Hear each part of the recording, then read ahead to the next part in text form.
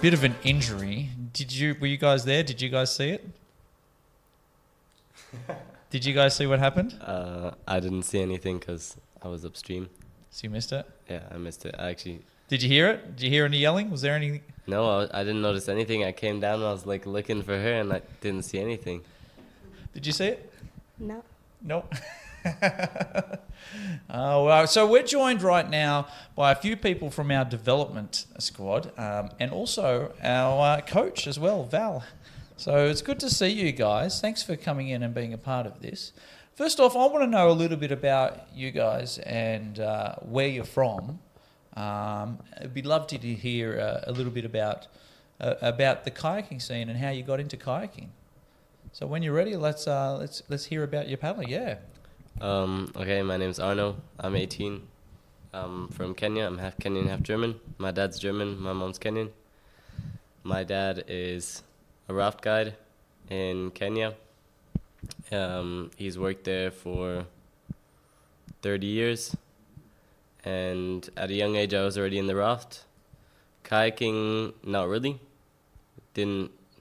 My dad used to kayak, but he stopped for a while and picked up rafting. Then at the age of, I'm not really sure, when I was decently young, like 13 or so, he bought a kayak for my sister and myself to use. Blue Axiom. Good boat. One. Yep, it was a nice one. And I got on the water with that one.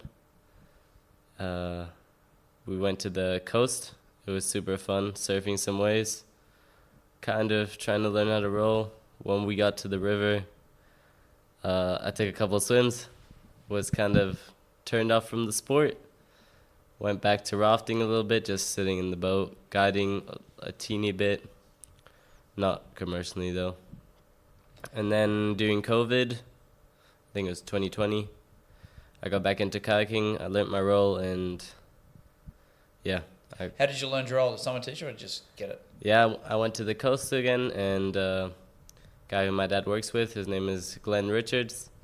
He taught me how to roll and we went out surfing, perfecting my roll, and once it was bomb-proof, I felt confident on the water and I started trying new things, stern squirts and whatever, and that was a very big step for me and I enjoyed it a lot. So you're talking about rafting in Kenya. I have no idea about the scene in Kenya. So there's rafting, there's kayaking.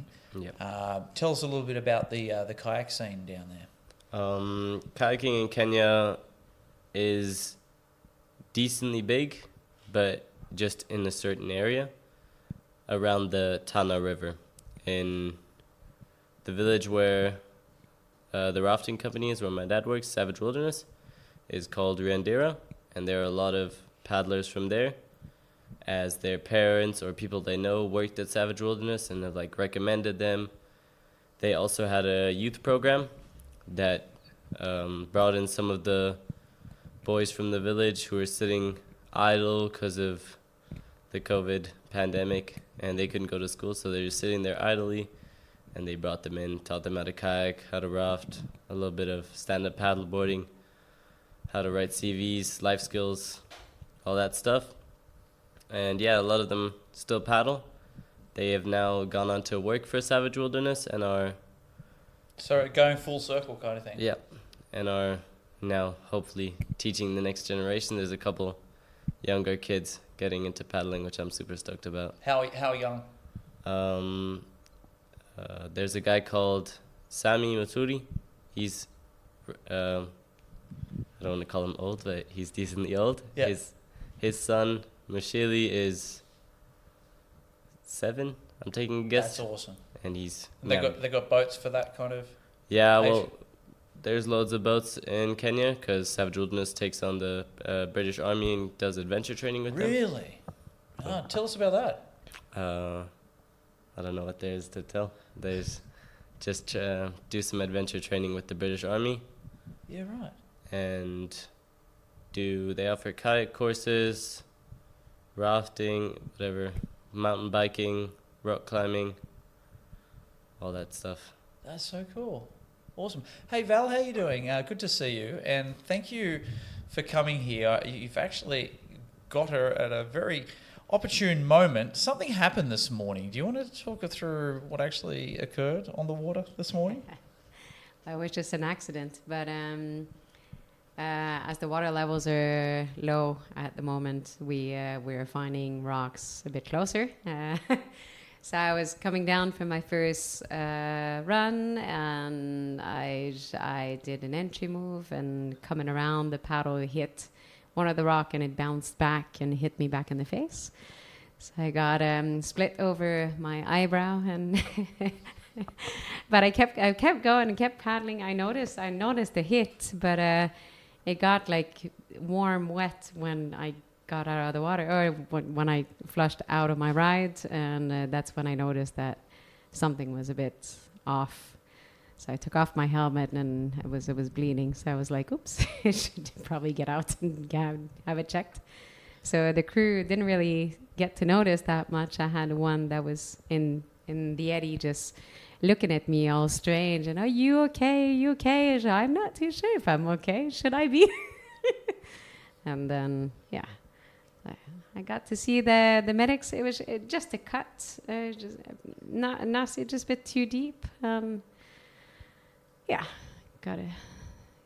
Had to stitch it up. Yeah. Well, we're going to get back into your history in a second, but we're also joined here by Martha from Uganda. How you doing, Martha? Thanks for joining us. Just tell us a little bit about where you are from, and a little bit about the kayaking in Uganda. My name is Beans Kamatha. I'm from Uganda, but I live in the district called Jinja in Uganda, where it is close to the Nile. So how I got in kayaking, it was not easy, because in Uganda we have some bit of norms whereby girls are not allowed to do water stuff things, because they say they are only for men. And also getting staffs to use like the kayaks, the spread decks, everything. It's not easy. Like you need like to pay some money. Then the guys who have, they can borrow you. Then you go and train. And also my dad is a cameraman. Works in River Explorers as a photographer, taking pics of people coming rafting. Whereby he told me that also a girl can do it. It is not only for men. Also, I got interested in it, and I was inspired by how I see some white people doing it, like doing tricks, and it's amazing to see them when they are doing everything. So I asked my dad, "Dad, can I also do it?" And he said, "Yeah, for sure." And he started teaching me using an old boat, because he had one at home. So that's how I got to learn everything, and also started to meet new friends when I started doing it. So how hard has it been for you to get access to a paddle, a spray skirt, and a kayak? Like where do you go to get that kind of stuff? First, home, we have our neighbor. He's called James. He has a kayak and everything, whereby he needs some money, so he cannot just go and say that you give me something without paying back. So that's how. Also, good thing when I went in River Explorers, I got access to Kayak Denel, whereby Chris helped me a lot without paying him anything, started giving me stuff to use. After, that's how I started like enjoying it. It was really amazing. How do your friends take it that you're out there on the water? Do they think it's a bit crazy, or are they supportive? My friends at school, some of them say that you must quit because the thing is somehow dangerous. Like there are some animals like crocodiles in the water, but none is there. So they say, stop doing it. It does not take you anywhere. And they say that if you do it, maybe you're a girl, maybe you won't produce. Are there any other girls on the water in Ginger at all from your community? My sister, she also does this. My young sister, she also taught me how to do an hand roll because I never knew how to hand roll. She taught you to hand roll. That's a good skill to have. So you and your sister? My brother. Any other girls? Any other ladies? Well, that's pretty much it, or people from international coming in only. Mostly people from international coming. Yeah, like coming from UK. Also, I met one friend from UK. He's called Liam. He taught my brother how to do a brant, and also my brother started tell me how to move, do everything. So he was a really good guy. That's so cool. And speaking for both of you, is it quite a good supportive network for freestyle, or just kayaking as a whole? Obviously, we know that where you're from, it's in Ginger. It's a lot of kayaking. It's a hub for fantastic boating. But is there much freestyle, for example, yourself in Kenya, where you're from, or is it pretty much all river running and creeking? How does it play out? Freestyle, not so much. About during COVID, they started introducing slalom, and this guy Sami Maturi, he's a good slalom paddler, and he got to go do some international competitions, and he's brought it back, and he started a slalom club.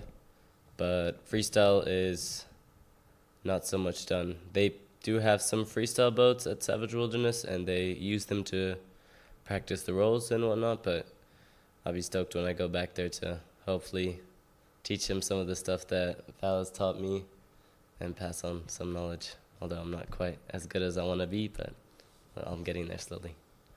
Do you think, do you have to travel, besides where you're at, you've got your communities of paddling, do you have to go a long distance to find somewhere else to go paddling, or is there enough there where you're at to do what you love?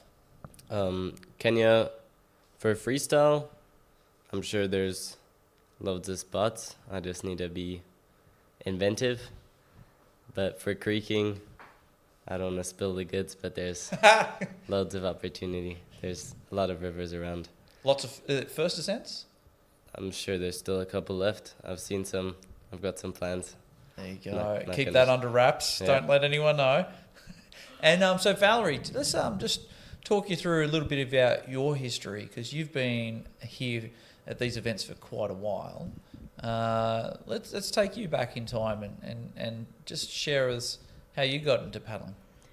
I started pretty late compared to others now in our days. I was 18, I remember, and going to college, and I had a friend who had a kayak, and with that friend and two others, we used to do like camping trips and climbing and whatever we could find. And on one of these camping trips we would do, then he brought his kayak and he was like, try to roll. And I had no idea, but we were all really good swimmers and loved to spend time in water. And so he showed me how to roll. And the next thing we know is the next weekend we were going to the Gatineau River, which is a big water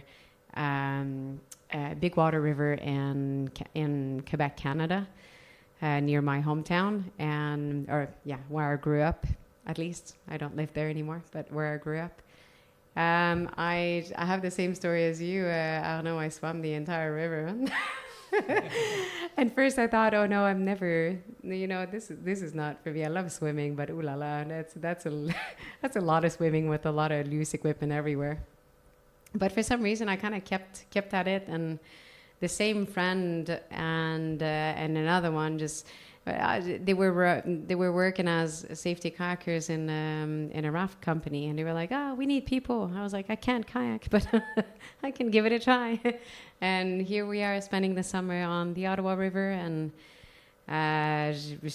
learning from there. And it was in the time where, Tyler Curtis and I have so many names. I can Matt Hamilton and tons of guys. Like, they were all the big hot shots, and we had the Export A event. So yes, a cigarette company was actually sponsoring freestyle at the time, and and we got some watches, you know, like we had like insane prices just to go and jump into a big hole with long boats and do some enders in there. It was wild, and they called it an extreme sport at the time, and it was trending, you know, like that's how it started. And at the time it was more about like throwing enders and not so much like the fancy modern tricks that we do today. It was more about getting the ends up and making the ends go by kind of thing on both sides. And for the raft company, for that sake, like I kept on paddling. I was not really good at the start, but I kind of threw myself into everything. I was kind of fearless, and remember running the Ottawa River in big water, the main channel, and coming into Coliseum in high water, and there's a massive wave there that stands out in the middle of the river, and I could barely paddle at the time, and I was like, geez, I'm gonna go and surf that wave. And so did I, and the rafting company like pretty much hired me right on the spot. It was like, oh, you're crazy enough, you're gonna be hired. But there was still a bit of swimming involved, and I was not exactly, I was a learning process. You do mistakes, and I was swimming still. Yeah, running big stuff, just being fearless, and then summers after summers on the Ottawa, it's such a great playground, you know, like it's fairly safe, and loving the big waves, and learned really quickly. And 2 years later, I was part of the freestyle national team, and I did the rafting national team all at once, and suddenly I was doing everything whitewater, and whitewater became my life. And going to World Championship 2001 was my first one. I believe that was in Graz or Sword, one of the two. I think it was Sword, pre-Worlds and first. before Graz. Yeah. And then I did pre-Worlds, and then I did Worlds, and Graz that followed the 2 following years. And then life just kind of rolled from there. The boats evolved, they got smaller, they were more interesting. We kept on surfing, and meanwhile I met my husband and doing a rafting world championship in Czech Republic. And year after, I was moving to Norway, like out of the blue. I didn't even know where it was on the map at the point. And just kept on paddling, and he was a paddler too, so I kept on growing. Took a break a bit from competing, not so much from kayak. I never really stopped, but had 2 kids and traveled the world with them, and they had no idea. We would just like put them in the kayaks and on our laps. They were very, very, very young, like newborn, when they started traveling with us, basically. And then, the kids suddenly started to pick it up really quickly, and they grow up into it. And, Mom, can we go to World Championship? Or, a bit too young. Noah, he was very young at the time, and he was like, yeah, but you can go, and then we can follow. So here it is, doing a comeback in Columbus. That was in 2023. And then that's it, lit up a fire in Noah's eyes, and there was no way back. That's when I really got the confirmation that this is for us. This is a family business at this point. Little Alicia that was left home, like firing up and going to France and going to train, wanting to get better, and for this World Championship, suddenly we're here, and I'm competing in seniors and masters and squirt, and my son Noah is suddenly on the junior team and doing squirt as well, and little Alicia is doing the cadets, and then the husband, he's the coach for our national team. So it really turned into family business, the whole thing. It really is an amazing story, and to see it come full circle must be really special. To see the kids, and I've seen them out there, and they're really shredding. They're going fantastic well for their age. It's just amazing to see. Thank you. I'm going to move on just quickly. I know Uganda for its big waves, big whitewater. It's like pumping, huge. I think it would be really intimidating for someone to start to that's your home ground and how you have to learn, starting from scratch.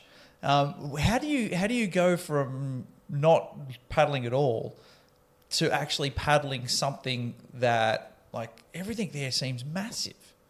How do you get into it? Like how do you flip that switch from just not paddling at all? Like normally there's a class 1, there's a class 2, it just seems it's like bam, your introduction is big waves. How did you get into that? So when I started like doing my role, I got an invitation from Nile River Explorers to start going down with them with the rafting trip, just like to do some training.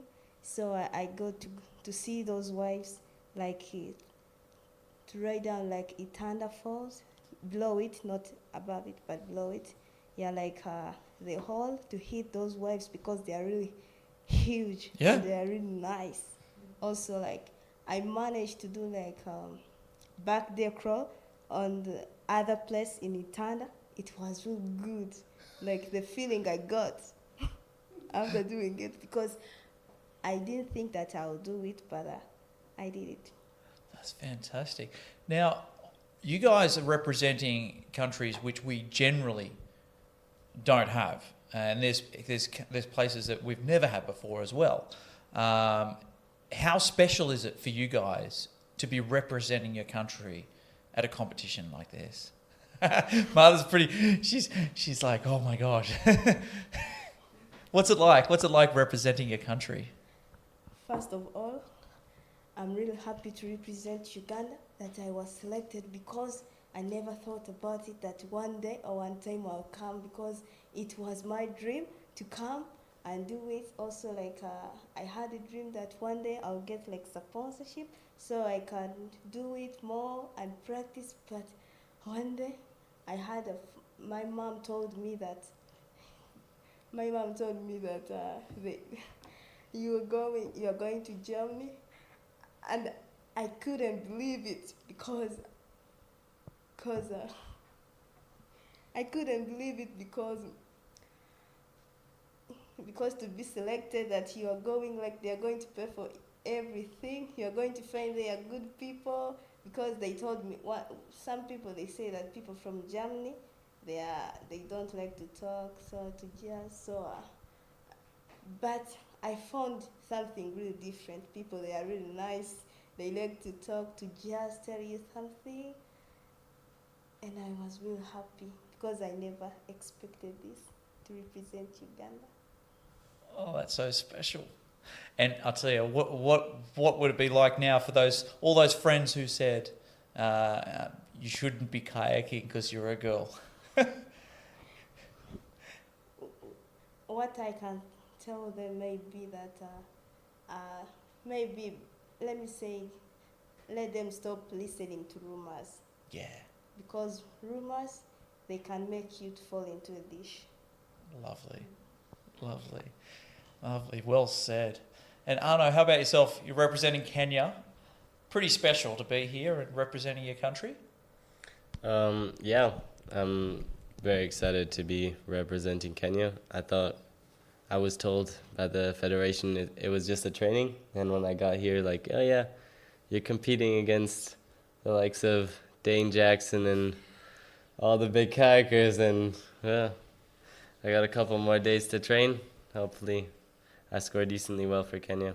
But yeah, I'm super excited to be representing them. I think I'm probably one of the first freestyle athletes from Kenya, and yeah, it's nice to be setting the markers. I don't know how to say it, but leading the way. Hopefully there's some others that follow in my footsteps, and we can get a bigger paddling community there. 100%. Have you had a chance to meet some of those idols? Not quite yet. I met Emily Jackson just today. She gave me a cool t-shirt, which I'm super stoked on. Dane Jackson, I paddled with him once in Kenya, but I was so shy I didn't even say one word to him. But yeah, hopefully I get to meet them all. Should be easy to recognize on the water with their cool boats and cool helmets and whatnot. We will make sure that happens. We'll make sure that Dane comes up and says hi for sure. Val, I'm going to chat to you just briefly before we round things out.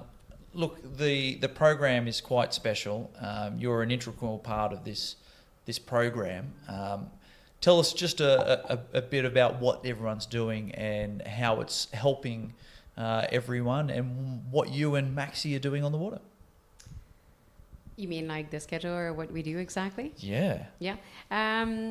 Well, we created a WhatsApp group so we could better communicate, but we basically live on the campground together, and so we have this base camp that we have made, and we decided that if we were going to invite people, they were going to be able to live with the community and not by themselves. So kayakers lived often off their vans or in a campground somewhere. So we do the same. We just live as true kayakers.